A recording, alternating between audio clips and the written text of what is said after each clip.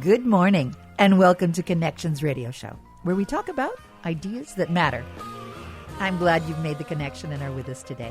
I'm Lori Fitz, your host, and the goal of our show is to explore a wide range of topics that challenge us to see ourselves, our community, and the world around us in ways that get us thinking, and perhaps inspired or challenged to do just a bit more because we've made the connection. Our topic today is women, culture, and our stories, and the joy in finding the humor and perhaps revealing underlying truths. Hosting with me today is Rick Bernardo, who has invited a very special guest. I have. This is Miss Gina Barreca, who is a professor at University of Connecticut. She's a humorist. She's a feminist. She's a writer. She's, did I say professor? And I had to seek her out some years ago. I had to, morally, because she had written a book I'd seen years before called, they used to call me Snow White, but I Drifted. And I thought, just that title alone, I've got to find who this person is someday. And so I've been a fan ever since. And good morning, Gina. I'm so glad to be here with both of you. Thank you. And you've got a new book out. We're going to talk about that called Fast Famous Women. But a little bit about Gina. She's written all kinds of articles for Psychology Today.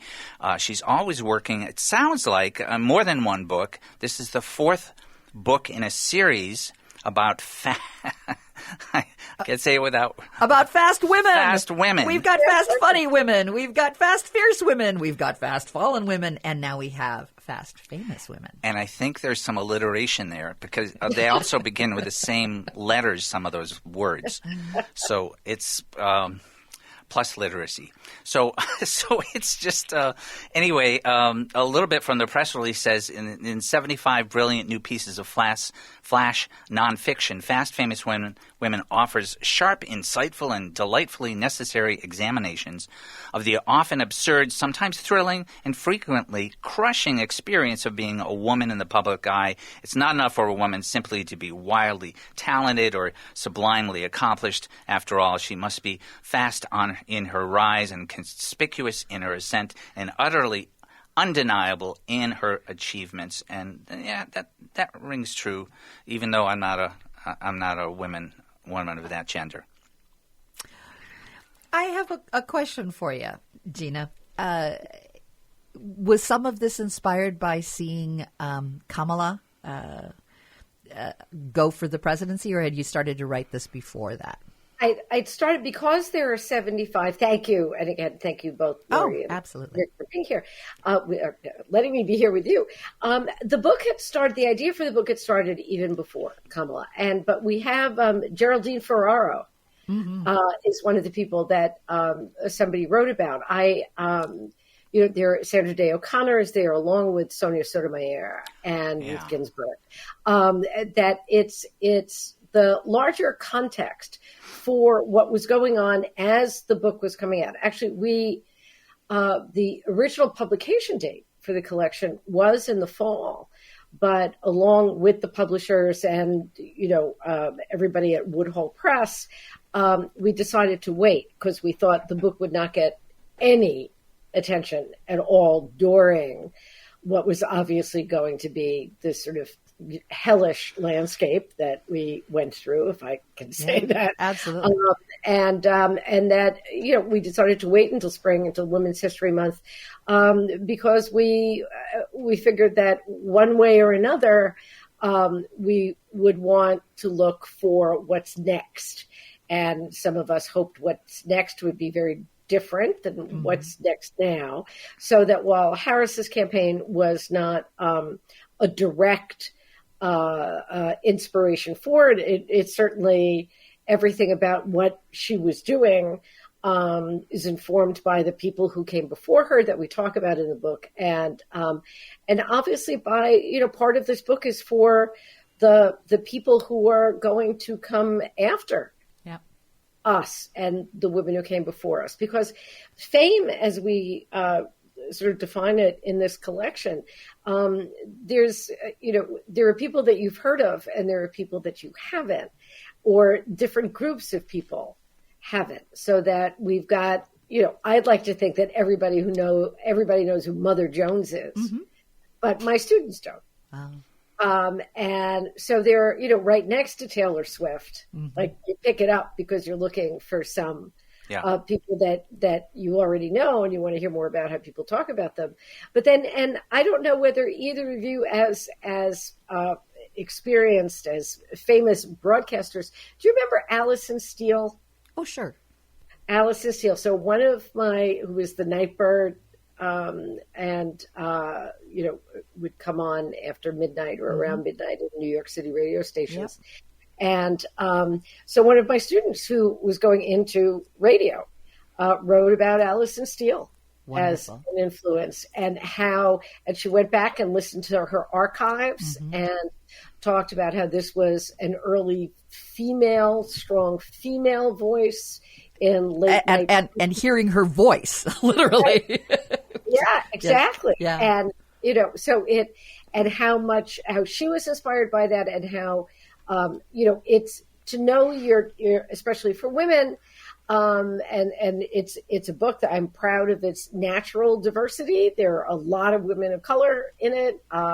There's a lot about women of the first trans women writing about a trans woman writer. This is the first member of that cohort who's in the book. And so that there, again, it's natural diversity of strength, because people are writing about women who emerged as leaders and changed the world, and where they come from, and why we mustn't let them be forgotten, but also why their stories are so great. Mm-hmm. When you write a book, I assume that you make discoveries along the way that surprise you. You might go in with one intent and then take a couple left and right turns that you didn't expect. Were there some aha moments for you that, I know this is your fourth book on this theme, but I have to believe that there were opportunities that went, that's a new way of thinking about it. Oh, what a great question. And absolutely, like one of the, what a delightful and to me, absolutely a wonderful piece of education was on Annie Oakley. Oh, I remember that one.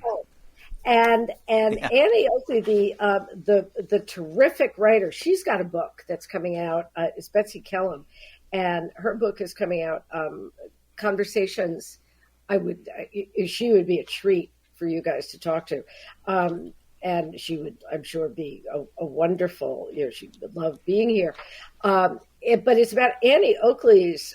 Here's her pull line from the piece on Annie Oakley is. Oakley's most famous bullseye may have been the one she landed in 1903 against William Randolph Hearst and his newspaper empire, because they Hearst published really defamatory stuff about Annie Oakley, and that she had an uncontrollable, Hearst printed that she had an uncontrollable appetite for drugs. They tried to make her into this monster. Yeah. And she was absolutely sober. She was just great at what she did. She won 54 out of the 55 lawsuits against her and against Hearst. And she was, as Betsy writes, she was as deadly in court as she was with a gun. Mm. And this was when, the idea of a woman being a marksman, I mean, even the very term marksman, but again, enjoying her fame and going into what had often been considered a man's arena. And there was Hearst trying to take her down, and she was like, Her moral character from the piece in your book about Annie Oakley, it was clear her moral character and the story about that was paramount to her work and her life and her commitments. It also reminds me, you've got another section on Taylor Swift, and when I became a fan of Taylor Swift was when she was in court as well, and she was deadly in court and about somebody putting their hand up her skirt, and it was just anybody can find that testimony. It's like it's devastatingly funny and sharp and assertive. Right, and this is as a young woman, and she was unwavering in the idea that she was a victim of a crime. And that this was, I mean, it makes a hash of every argument. Oh, she was asking for it. She's wearing a short skirt. Well, if she's going to be in the public eye as an object of desire, well, these kind of things are going to happen to her. And she's like, no, I'm an artist. I'm performing. I'm in a professional arena. And what you did is illegal. Yeah. And she also won. And Taylor Swift, the piece about Taylor Swift was written by Laura Rossi and her daughter. Yeah. And Julia Totten. And they go back and forth. And there's actually a playlist that you could find online on the Woodhall site, because they do actually her songs as a basically the musical accompaniment to their mother-daughter relationship. And without setting it up this way, there are 3 mother-daughter pairs in the book. How interesting. Well, so many of the women in this book are both the writers and the women they're writing about. For 75 chapters, they're inspiring to us very much. And under, I want to not to interrupt, Rick, but they're all under 750 words, so nobody has to get scared. It's flash. It's flash nonfiction. So it's fast reading women. That can exactly. That'd be a great title. Yeah.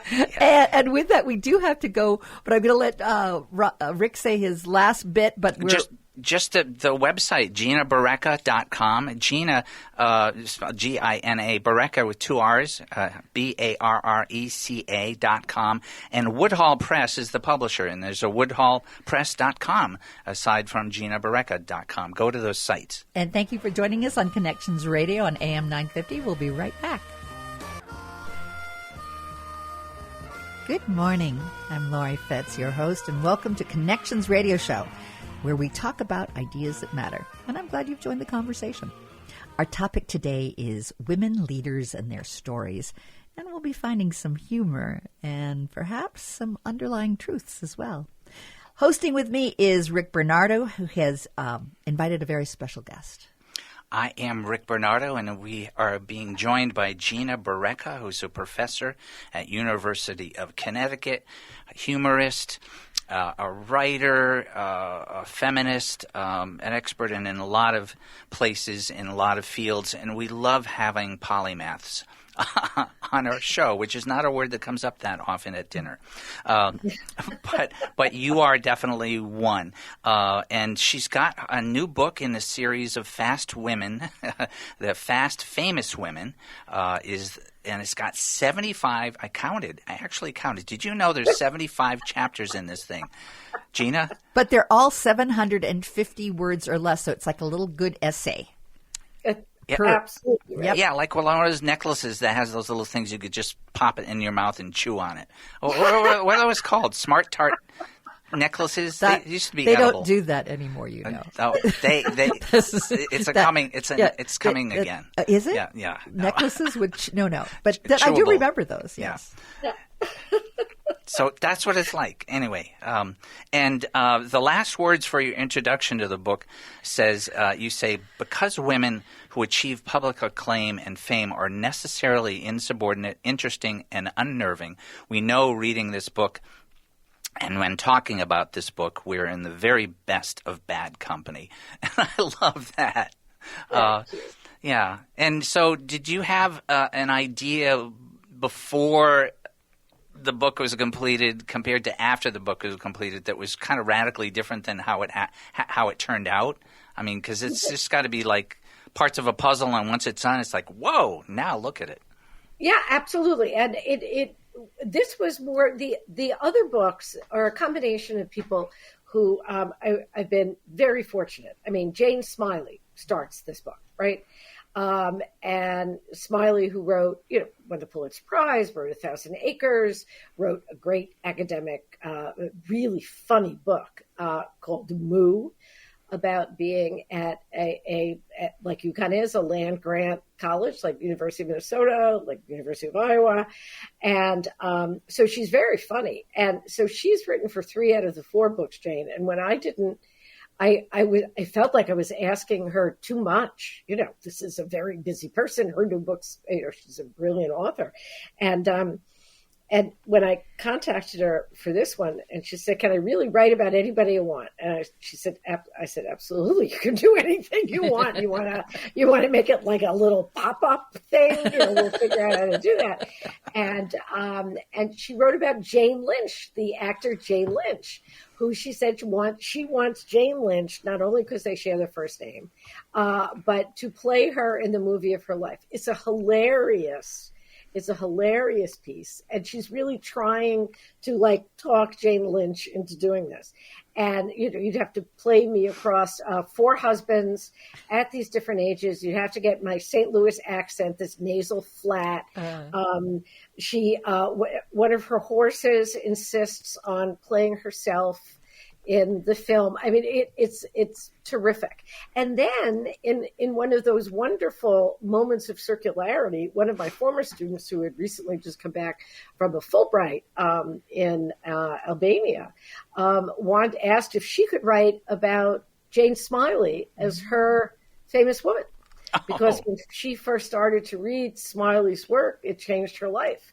And so it's like, okay, so we've got Jane Smiley writing for the book, and then somebody writing about Jane Smiley as her famous woman. So I asked people, when I put these books together, the anthologies, it's sort of like, my very fancy idea is it's like putting together a mall. You need like an anchor store. So I need, like Jane Smiley and Caroline Levitt, who's the New York Times bestseller, who is just a brilliant author and host of a wonderful show called A Mighty Blaze, where she has often emerging writers come in and talk about their work. She's a great literary citizen. And so, as you said, Rich, that her piece on Fanny Brice. So she's like, I want to interview Fanny Brice. And that's the nice part about creative nonfiction. Mm-hmm.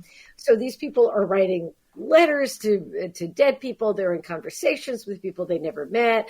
They're writing from the grave. One of my favorite pieces is written by Linda Button, who writes about Lizzie Borden. Oh, my gosh. Right? Yeah. And that's the other thing, right? So Lizzie Borden took an axe, gave her mother 40 whacks when she seen what she had to give her father 40. Now, again, my students at UConn some of them know. The jump rope girls know that. Oh, but the kids who don't do that don't know that line. Mm-hmm. So Lizzie Borden, it's one of the best, I think, ends because Lizzie Borden was a woman of real intelligence and independence, who did not like the situation she was in. Yeah. And expressed herself that way. But Linda Borden, Linda Button, who has worked as a writer and often as a business writer, worked in industry and in PR and marketing, uses the language of that when writing about Lizzie Borden in the first person. So it's Lizzie Borden from the grave. But the last line of her essay, not to give everything away, says, yes, I had to make plans and then execute them. Oh, yeah. Perfect. I noticed that. Yeah, and interesting how history is passed down through jump rope as well. But the execute sort of leaves a sort of chill. I'm always careful how I use that word. Yeah. But it's a big, I didn't realize how big a word it is in business now, that there's more. Yeah, they're the executioner. And it's like, what do you do? I mean, I know execute things, and then you get terminated. So I always get nervous when they want to execute efficiently. Exactly. I got to call back to the Fanny Brice chapter you mentioned. There's a quote that I think it was Sondheim was saying.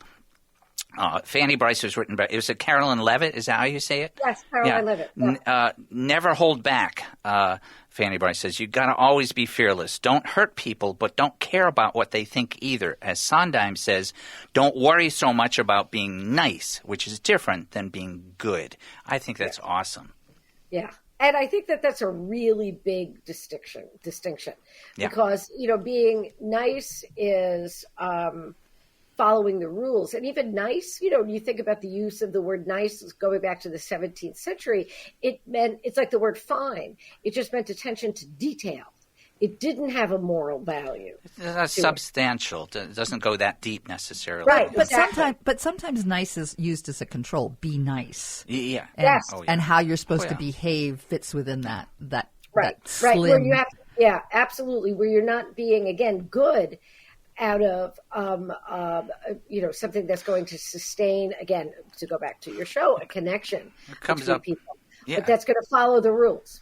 Comes up in morality a lot, in the sense that sometimes if you don't want to tolerate Nazis, you don't have to be nice to them. So, exactly. I'm a little perplexed about wanting to have that end the segment. No. I will, because we need to move on. It's about substance. And you can talk about how that all ties together in our next segment. But I do want to make sure that folks know GinaBarreca.com. And also her book is published through woodhallpress.com. And we'll be right back after a few good commercials that support our AM 950, the progressive voice of Minnesota. Welcome back to Connections Radio Show. I'm Lori Fitz, your host. And we talk about ideas that matter. And I'm glad you've joined the conversation. Our topic today is women leaders, their stories, and finding humor, perhaps revealing some underlying truths as well. And hosting with me today is Rick Bernardo, who's invited a special guest who has special insight into fast, famous women. Fast, famous women. The fourth book in the Fast Women series that includes ferocity and being funny and other F words. So that scares me. Hi, Gina. We're glad you're here. That sounds bad. But let me read a little bit from the press release about the Fast, Famous Women. It says it's written with wonder, insight, and respect.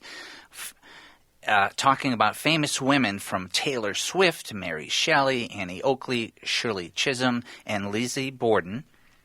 They're all subjects which allow us to grasp the perilous excitement of wanting fame, or perhaps wanting to step away from it.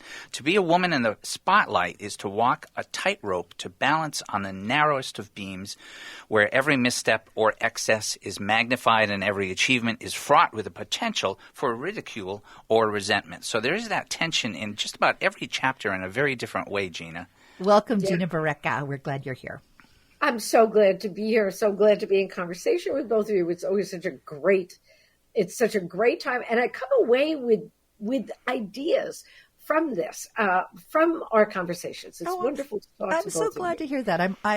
Our hope is that it's just a great conversation that we have, and the audience gets to join in the conversation with us, which I get some great feedback as well about how it's a little bit different of a radio show, where it's more about the conversation than it is trying to tell people things. It's invitational. So I'm delighted to hear that you bring some things out of it as well.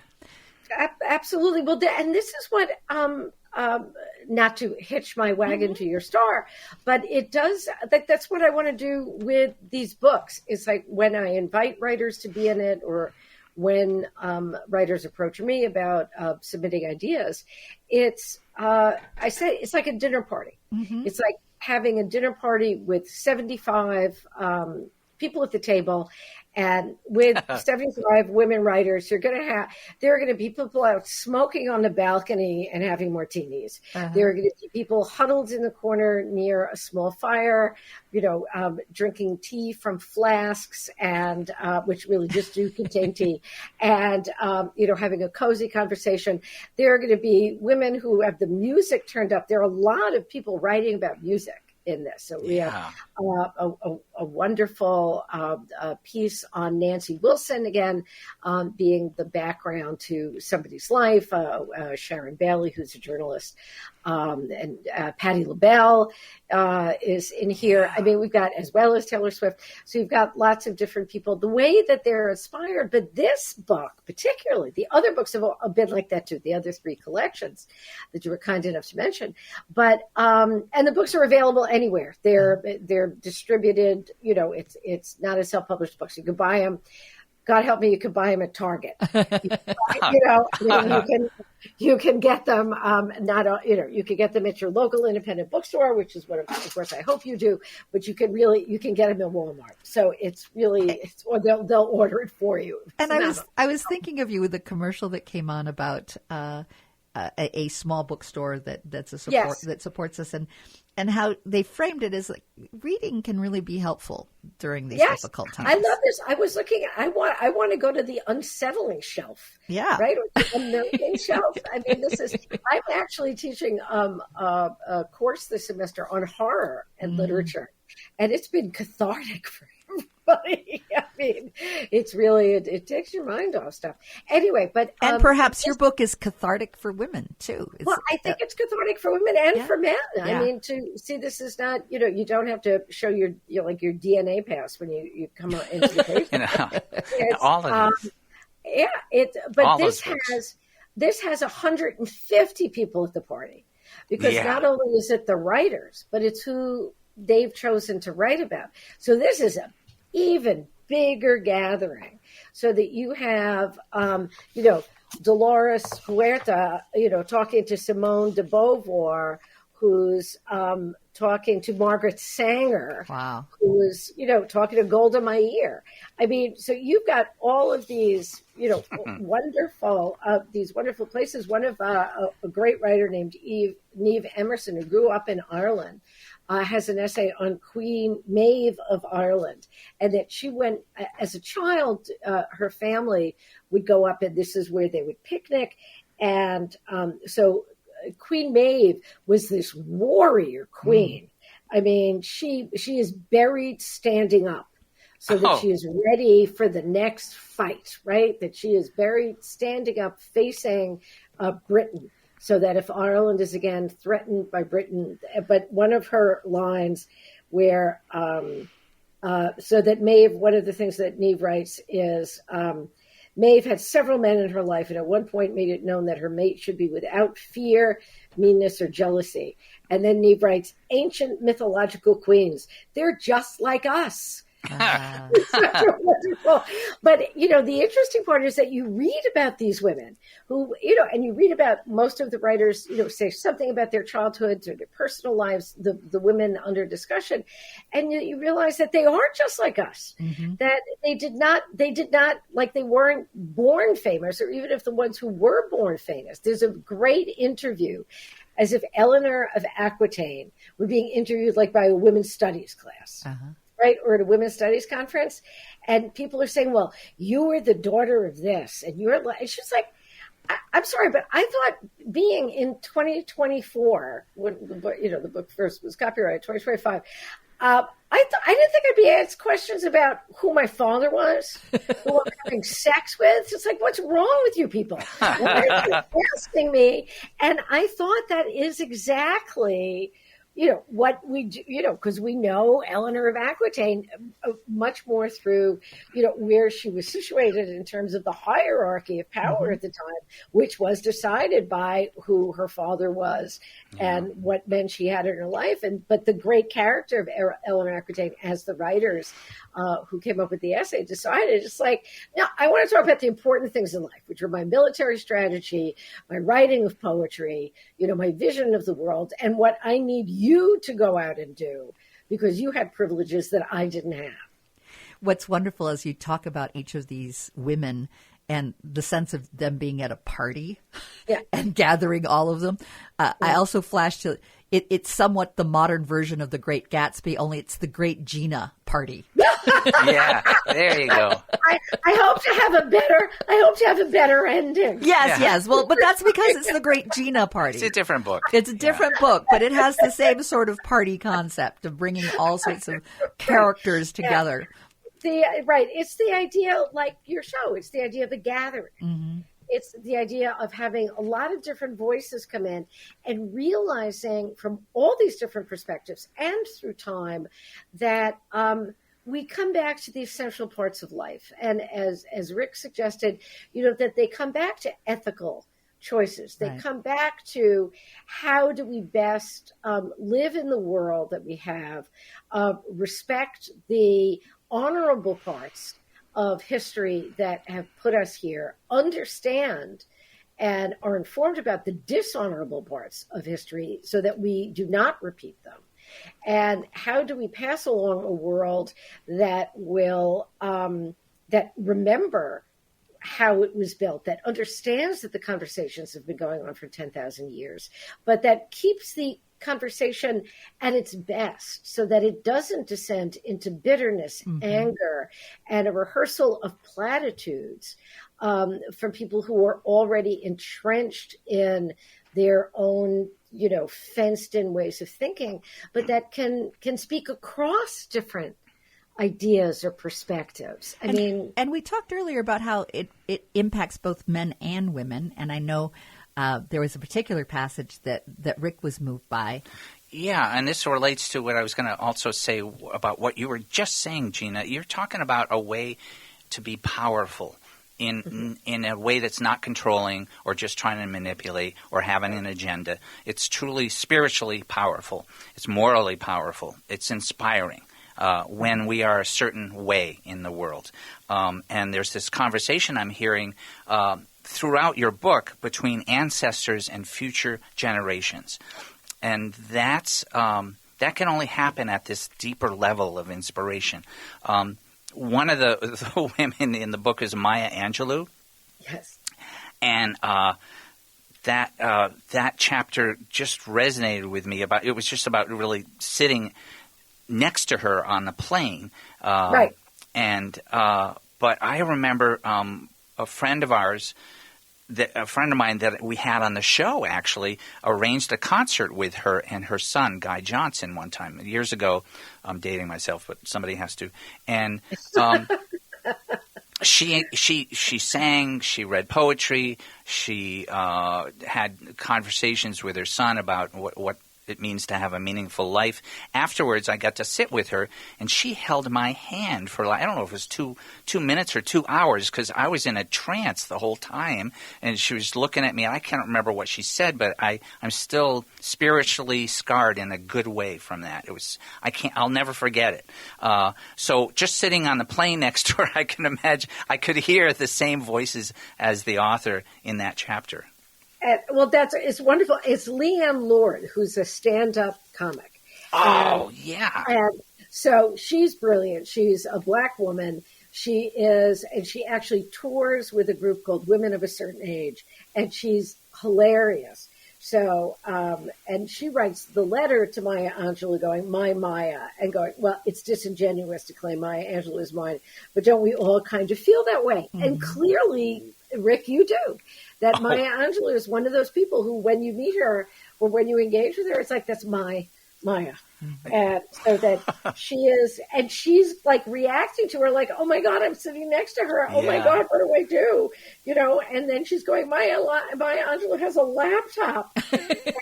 and then the favorite line is a flight attendant asks Miss Angelou if she wanted anything to drink. Without missing a beat, she said, I'll have a vodka and orange juice. And then Leanne writes, the voices in my head said, well, damn, is that why the cave bird sings? Oh, lovely. Lovely. Yeah. Every chapter in this book is wonderful that way. And Leanne goes on to say, well, and now that my Maya has taken her final flight, her seat next to me, while vacant, will never be empty. Oh, yeah. And, I mean, the writing really, people, and this is a stand-up comic writing, the people who are serious historians and ethicists and, whatever, who are writing are funny. And the funny women writing are writing philosophically and lyrically, and because it's all from the heart.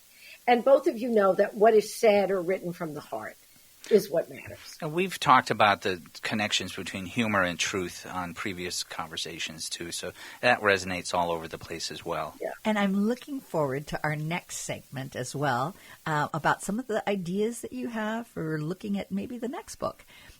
So stay with us. The two websites that I want to make sure our audience know about is GinaBarreca.com, and her book is published through the WoodhallPress.com. And that's Gina with a Gina, last name BARRECA.com.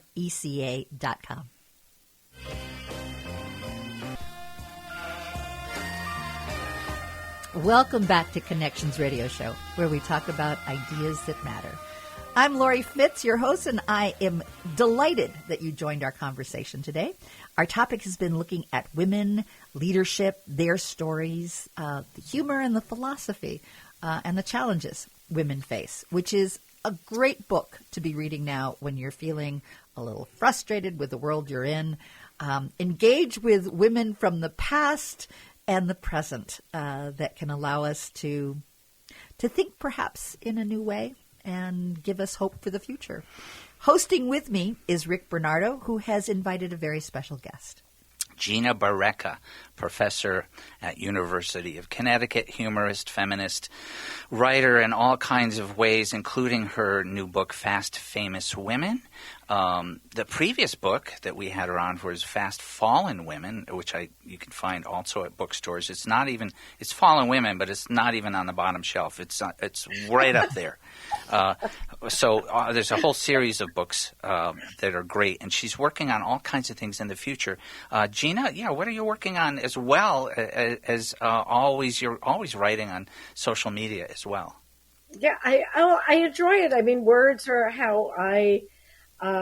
Like you, it's through a different medium. I mean, it's mostly, words on the page rather than spoken word, but although I love this too, obviously, but it's getting it out there. And it's really the sense of, I think I write, and I think it's when people really respond. It's when I'm feeling, am I the only one thinking this? I mean, the questions when I put up on Facebook, and I'd be delighted for people to come to the Facebook page, which is just, again, Gina Barreca. It's very easy. But it's, to put up that really do start conversations. And it's interesting what people want to talk about. Because if I put up something that is a large philosophical issue, it's like some people will do it. But if you put up a question that asks somebody, just like, what do you think about that? Like a very particular thing. It's like, I was having a bad day. And often Facebook or social media is like when people are like, this is perfect. And it's like, this is a terrible morning. Everything is going wrong. I just feel like I'm incompetent and outdated and, anachronistic. And I'm never, I'm out of this. What do you do if you feel this way? Hundreds of people wrote. Wow. I mean, people wrote, and they wrote in to say, I feel exactly the same way, and I want to hear what other people do for advice. Other people wrote and said, start drinking earlier in the day. Other people started talking about how volunteering and working with the community. I mean, there were serious answers, there were funny answers, but there was a sense of commiseration, and there was a sense of people just wanting to talk. Mm-hmm. Just, again, wanting to be, not just to see somebody in, making balloon animals in Disney World, but to actually be asked the question of like, this is a rotten morning. And I realize I'm still living a privileged life, but I am having a rotten morning. Any kind of community is so essential and vital, especially these days. And I think we come back from the pandemic when we were all isolated. Right. And we've tried to kind of make our way out of the darkness into like community. And now we're facing some really horrific things in community. We kind of want to go back, I think, in some ways to our time when we could be isolated. So it's well, but that's it. It's like the chosen isolation, and I think to make sure, as your show does, is to make sure that people feel as if there are conversations that they'll walk away from where they are more energized than when they came in. Right. We want access for people. We want access to other energies. They're all, the old cultures talk about spirits, and there's other spirits of ancestors and all kinds of energies we can access, but not alone sometimes. Right. And I think that just that sense of you're not the only one, it is astonishingly reassuring.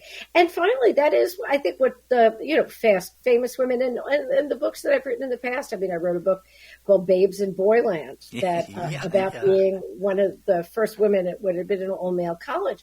But that's still taught.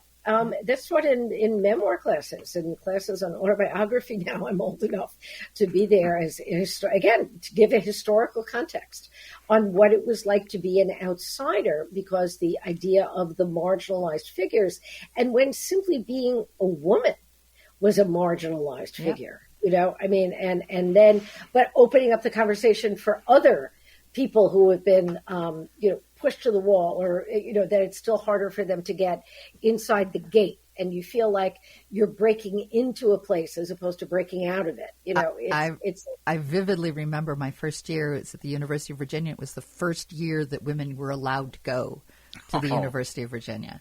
And have we ever discussed that in detail? Because Babes in Boylan, I was the third class of women at Dartmouth College. Yeah, and it was still a 7-to-1 male-female ratio. I mean, it was a bizarre thing. But in our dormitory, we had, of course, it was a male dormitory before we moved in, so we were like putting potted plants in the urinals. Absolutely. Right. Can we just liven this up in a feminine way, please? Yeah, exactly. Because we don't pee in a trough. It's a different kind of thing. It's a different. But so finding in the various ways that I've written to say out loud what it would be very easy to internalize and to be embarrassed by, and that to realize by putting our lives out there that actually is every time somebody who's told to be quiet or to be nice their whole lives speaks up, it is an act of defiance and insurgence and sedition. And I really kind of like that idea. It's good for fast, famous women, especially. It's good for everybody. And for men like me that had some models through my mother was very clear about, look, feminism is just about being fair. Hello. Yeah. That's all it's about. And back to those 3 words that are now no-nos. Right, exactly. It's about equity and inclusion, and why not celebrate diversity? Yeah. I mean, my definition of feminism is, the radical belief that women are human beings. Yeah, and that can be radical to some. And that it's going to become increasingly that, unless again we shine light on it, which is what humor does. Humor illuminates, and it refuses to let things sort of sneak in the corner and remain undiscussed. But so the next book is coming out in the fall, and it's a new kind of version of things for me because it's an illustrated. I found one of my former students who draws like Edward Gorey. I mean, he's an amazing pen and ink artist. And that's called Gina School. And we'll have to have you back for that. I only have like a minute left, but we'd love to have you come back and tell us about Gina School. We want to make sure that folks know about GinaBarreca.com. WoodhallPress.com is where she can get your book. Go out and get this book. This is a wonderful way to cope and envision and feel connected. It's great women. It's a great read, and it pops, and it's fast, famous women. Gina, thank you so much for joining us today. It's such a pleasure to be part of the conversation and connection. Yes, and you bring us insights and humor and delight every time you join us, and so we always treasure the time with you. And with that, again, don't miss Fast, Famous Women, a great book.